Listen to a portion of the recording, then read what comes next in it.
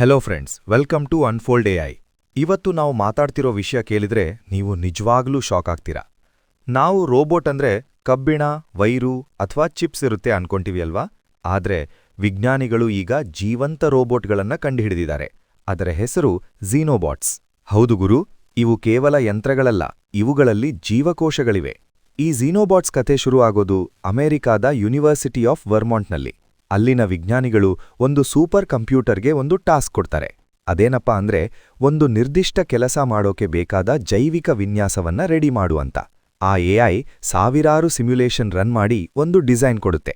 ಆ design follow ಮಾಡಿ ವಿಜ್ಞಾನಿಗಳು ಕಪ್ಪೆಯ ಸ್ಟೆಮ್ ಸೆಲ್ಸ್ ಬಳಸಿ ಈ ಚಿಕ್ಕ ರೋಬೋಟ್ಗಳನ್ನ ರೆಡಿ ಮಾಡ್ತಾರೆ. ಈ ರೋಬೋಟ್ಗಳು 1 ಮಿಲಿಮೀಟರ್ಗಿಂತಲೂ ಚಿಕ್ಕದಾಗಿವೆ. ಇತ್ತೀಚಿಗ ವೈರಲ್ ಆಗ್ತಿರೋ ವಿಷಯ ಏನಪ್ಪಾ ಅಂದ್ರೆ ಈ ಝೀನೋಬಾಟ್ಸ್ ಈಗ ರೀಪ್ರೊಡಕ್ಷನ್ ಅಂದ್ರೆ ಸಂತಾನೋತ್ಪತ್ತಿ ಮಾಡೋಕೆ ಶುರು ಮಾಡಿವೆ. ಇದುವರೆಗೂ ಯಾವ ಯಂತ್ರ ಅಥವಾ ಕೃತಕ ಜೀವಿಯೂ ಈ ರೀತಿ ಮಾಡಿರ್ಲಿಲ್ಲ. ಇವುಗಳಿಗೆ ಬಾಯಿ ಇಲ್ಲ, ಜೀರ್ಣಾಂಗ ವ್ಯವಸ್ಥೆ ಇಲ್ಲ. ಆದ್ರೆ ಇವು ಹೇಗೆ ಮರಿ ಹಾಕ್ತವೆ ಗೊತ್ತಾ? ವಿಜ್ಞಾನಿಗಳು ಇವನ್ನ ಪ್ಯಾಕ್ಮ್ಯಾನ್ ಶೇಪ್ನಲ್ಲಿ ಡಿಸೈನ್ ಮಾಡಿದ್ದಾರೆ. ಇವು ನೀರಲ್ಲಿ ಈಜುತ್ತಾ ಸುತ್ತಮುತ್ತಲಿರೋ ಬಿಡಿ ಜೀವಕೋಶಗಳನ್ನ ತಮ್ಮ ಬಾಯಿಯಂತಿರೋ ಜಾಗದಲ್ಲಿ ಸೇರಿಸ್ತವೆ. ಸ್ವಲ್ಪ ಸಮಯದ ನಂತರ ಆ ಸೇರಿಸಿರೋ ಸೆಲ್ಸ್ ಒಂದು ಹೊಸ ಝೀನೋಬೋಟ್ ಆಗಿ ಬದಲಾಗುತ್ತೆ. ಇದನ್ನ ಕೈನೆಟಿಕ್ ರೆಪ್ಲಿಕೇಶನ್ ಅಂತ ಕರೆಯಲಾಗುತ್ತೆ. ಇದರಿಂದ ಆಗೋ ಉಪಯೋಗ ಏನು ಅಂತ ಕೇಳ್ತೀರಾ?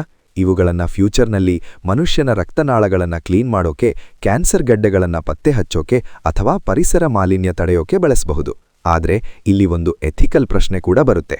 ಎಐ ಈ ರೀತಿ ಜೀವವನ್ನೇ ಸೃಷ್ಟಿಸೋಕೆ ಶುರು ಮಾಡಿದ್ರೆ ಫ್ಯೂಚರ್ ಕಥೆಯಾನು? ಇದೊಂಥರ ಸೈನ್ ಫಿಕ್ಷನ್ ಸಿನಿಮಾ ತರಹ ಅನ್ಸುತ್ತೆ ಅಲ್ವಾ? ನೀವೇನಂತೀರಾ ಅನ್ನೋದನ್ನ ಕಾಮೆಂಟ್ ಮಾಡಿ ತಿಳಿಸಿ.